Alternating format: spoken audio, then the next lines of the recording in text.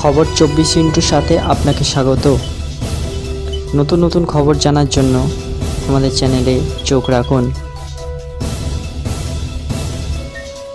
অনুপ্রবেশ ইস্যুতে করা বিএসএফ, রাজ্য পুলিশ সক্রিয়, কিন্তু সীমান্তে বাংলাদেশি অনুপ্রবেশকারীরা মোটেই ক্ষান্ত হচ্ছেন না।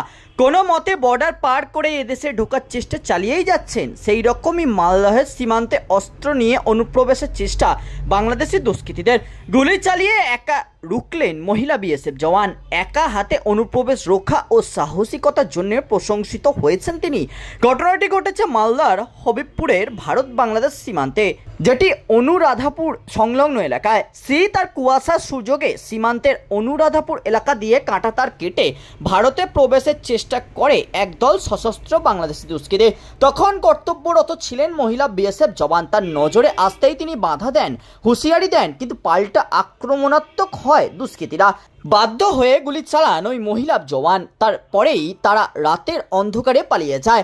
অপরদিকে বুধবার নতুন করে উত্তেজনা ছড়ায় মালদহের সুখদেবপুরে। সীমান্ত পথে ভারতের জমি দখলের চেষ্টা চালাচ্ছে বাংলাদেশিরা, এমনই অভিযোগ ওঠে। শুধু তাই নয়, ভারতের জমিতে বড় বড় গর্তও খুঁড়ছে তারা। এলাকায় ছড়িয়ে যায় উত্তেজনা। বাংলাদেশি অনুপ্রবেশকারীদের দেখেই ধাওয়া করেন স্থানীয় বাসিন্দারা। পরিস্থিতি নিয়ন্ত্রণে ছুটে যায় সীমান্তরক্ষীরা।